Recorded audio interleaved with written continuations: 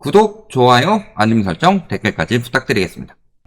얼마 전에 한국은행에서 발표한 금융기관 대출 행태 서베이, 요거를 분석하는 언론들이요, 기본적으로 언론들이 대부분 자산시장을 많이 띄우려고 한다고 그랬죠.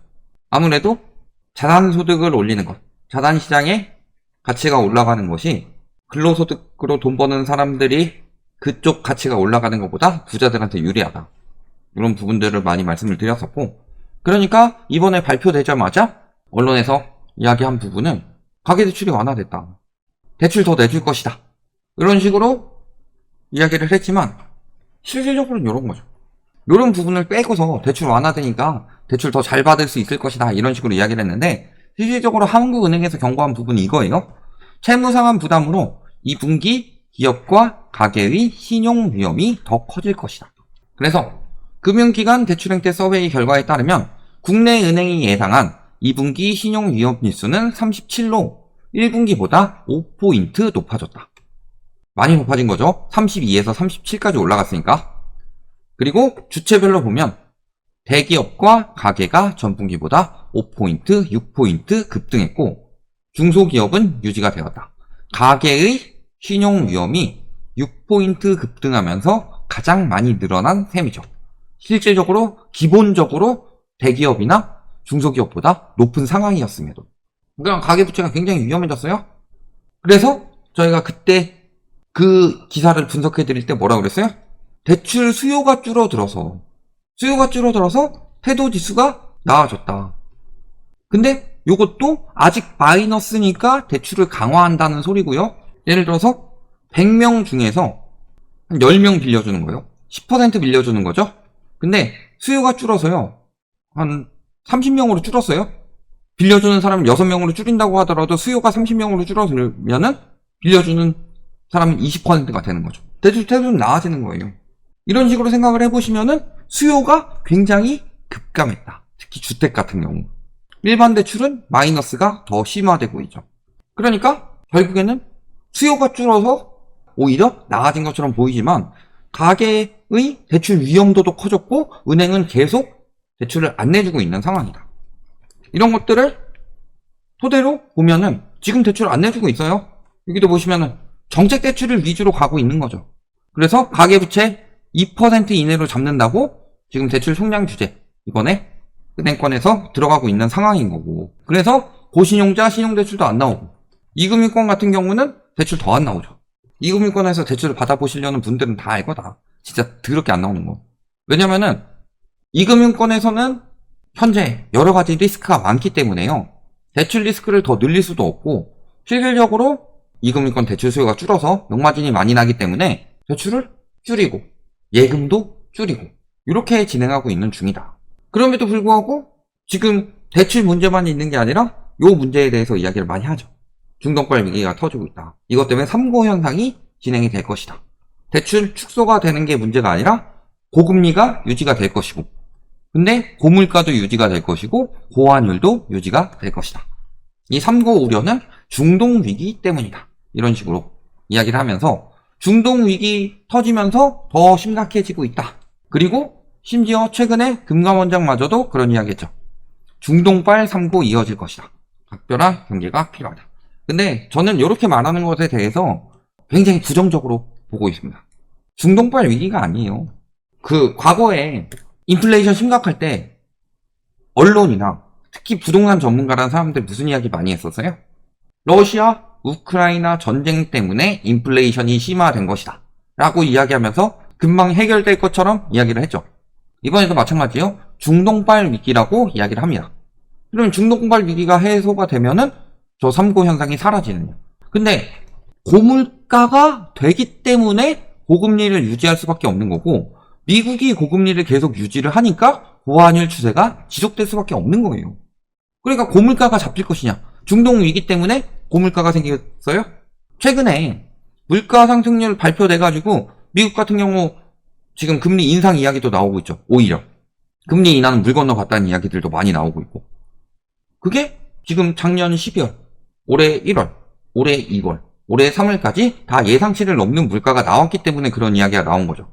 근데 중동발 위기 언제 터졌어요? 고물가는 그 전부터 계속 이야기가 나왔는데 중동발 위기는 이미 발표된 다음에 예상치를 넘는 인플레이션이 발표된 다음에 중동에서 문제가 터진 거죠. 근데 중동 문제 때문에 지금 모든 것이 다 이렇게 됐다 라고 이야기를 하면은 사람들이 생각하기에는 그럼 중동발 위기 끝나면은 금리 인하하고 자산시장 또 거품 생기겠네? 또 오르겠네? 코로나 때처럼? 그러니까 근원적인 위기를 다 설명을 하지 않고 근원적인 위기 때문에 생겨난 일들인데 이걸 다 숨기고 일시적인 위기인 것처럼 이야기를 해요. 그러니까 코로나 때도 그런 일이 일어났어요. 코로나도 어쨌든 간에 백신 개발되고 하면 끝나는 일이죠. 그러니까 이건 근원적인 경제 위기가 아니다. 그 다음에 인플레이션 생기니까 러시아 우크라이나 사태 이야기하면서 러시아 우크라이나 전쟁 때문에 인플레이션이 심화된 거다. 이거 다 그때 엄청나게 많이 풀었던 돈 때문에 생겨난 인플레이션이라고 저희가 그때 계속 강조했잖아요. 러시아 우크라이나 사태는 거기다 숟가락 하나 얹은 것일 뿐이다. 그러더니 이번에 또 3구 사태 나오니까 중동발이래요. 근데 중동 위기 터지기 전에 환율이 먼저 튀었어요.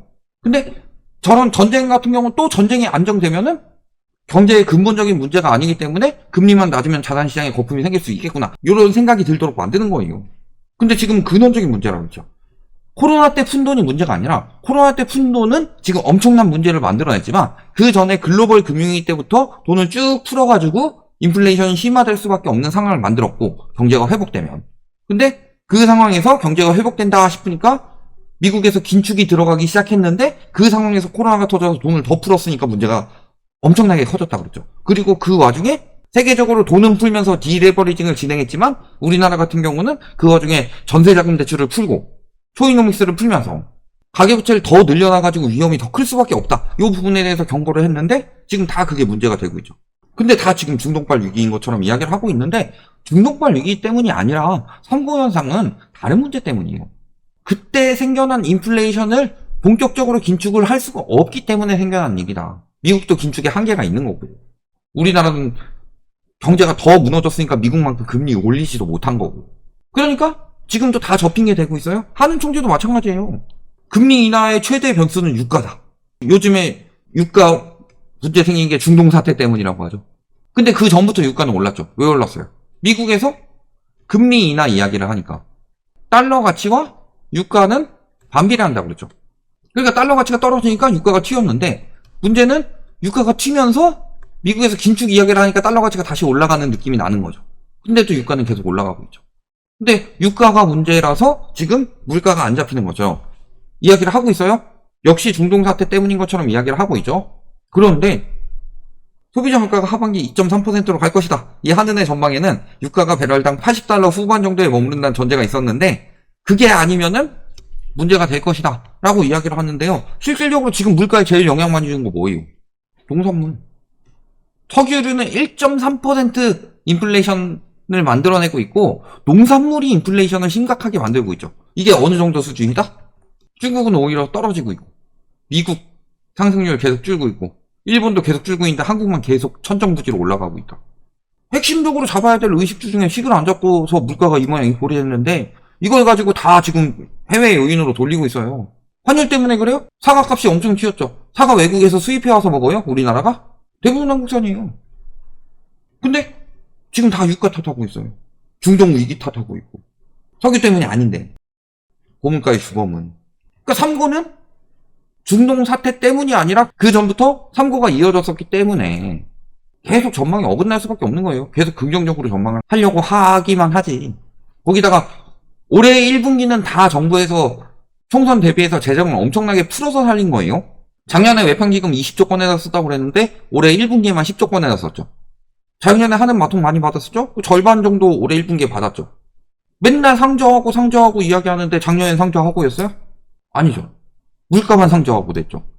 가계부채 위험은 더 커졌고 금리를 정부에서 열심히 눌러주고 있어요. 주담대금리 떨어지고 있죠. 그 다음에 정책대출로 열심히 풀어주고 있죠. 대환대출로 갈아타게 해주죠. 신용대출 줄이고 있죠. 그럼에도 불구하고 가계부채 위기는 더 커지고 있다고 그래요. 근데 가계부채만 문제예요?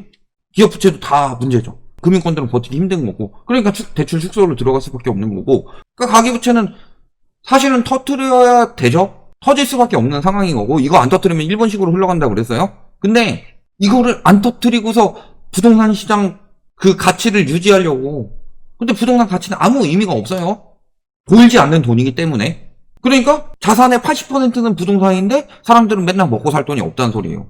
근데 이런 와중에 파월은 뭐라고 그랬어요? 금리 인하 지연된다고 그랬죠. 가계부채 얼마나 버틸 수 있겠어요? 금리 인하 하나만 가지고 여태까지 버티고 있었는데. 조금만 버티자, 조금만 버티자. 내년 3월 이야기도 나오고 있고, 심지어 오히려 올린다는 이야기도 하고 있습니다. 오히려 인상범도 이야기가 나오고 있어요. 미국에서 금리를 더 안 올리는 이유는 국가부채가 많기 때문이지, 인플레이션이 잡혀서 안 올리는 게 아니에요. 인플레이션을 잡으려면 더 올려야 되는데, 국가부채가 많으니까, 최대한 덜 올리는 선에서 어떻게든 잡아보려고 하는 거지. 그러니까 안 잡히잖아요. 결국에는. 그러면 이 상황이 장기화되면 당연히 은행권도 힘들어질 수밖에 없죠. 여기도 보시면 은행에서 외화 부채가 5년 새 100조 원이 늘었고, 강달러가 길어지면은 실적이 떨어진다. 왜? 급격한 원달러 환율 증가세가 나타날 경우 막대한 규모로 조달한 외화가 도리어 외화 관련 손실을 유발할 수 있다. 왜냐면 상환 시 발생하는 외환 차익이 커지는 데다 결산한 일에 외화 부채 평가이익이 증가하기 때문에 많이 갚아야 된다. 그래서 수천억 원대의 환차손이 발생할 수도 있다.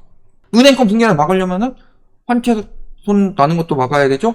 그 다음에 PF 터지는 것도 어떻게 잘 수습해야 되죠. 가계부채 터지는 것도 잘 수습해야 되고. 그러면은 최대한 터질 건 터트리는 수밖에 없어요. 이제는 여기서 더 키워서 터지면은 무너질 수밖에 없는데, 여기서 더 미루게 되면 1금융권까지도 위험해질 수 있다.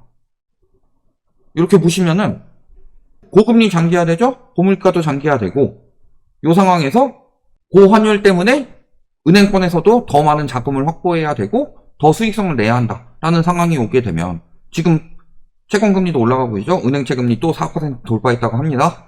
이런 상황이 되면은 가계부채는 영향 어떻게 해야 돼요? 정책대출로 살려줄 수 있는 사람들은, 대환대출로 살 수 있는 사람들은 어떻게든 살겠죠. DSR이 가능한 사람들은 괜찮습니다. 근데 DSR을 벗어나는 사람들은 정책대출이든 대환대출이든 받을 수 있는 한계가 있다. 그런 사람들이 영끌족이고 그런 곳에서 터질 수밖에 없는 구조다. 지금 어떻게든 딴 데다 돈 끌어와서 버틸 수는 있는데 언제까지 버틸 수 있냐. 결국에는 빚은 내 사정을 봐주지 않습니다. 은행은 비 올 때는 우산을 뺏어간다 그래. 비 안 올 때 우산을 빌려주고. 이게 지금 현실이다. 여태까지 그것을 정책대출로 눌러가지고 또 관치금융으로 눌러가지고 뒤로 미뤘을 뿐인데, 미루는데도 이제는 한계를 맞이했고, 그 부분에 대해서 한국은행에서 직접 경고를 했는데 언론에서는 대출 태도 완화됐네요 이딴 소리나 하고 있는데, 실질적으로 정확히 들여다보면은 답은 다 나와 있다. 여기까지 말씀드리겠습니다.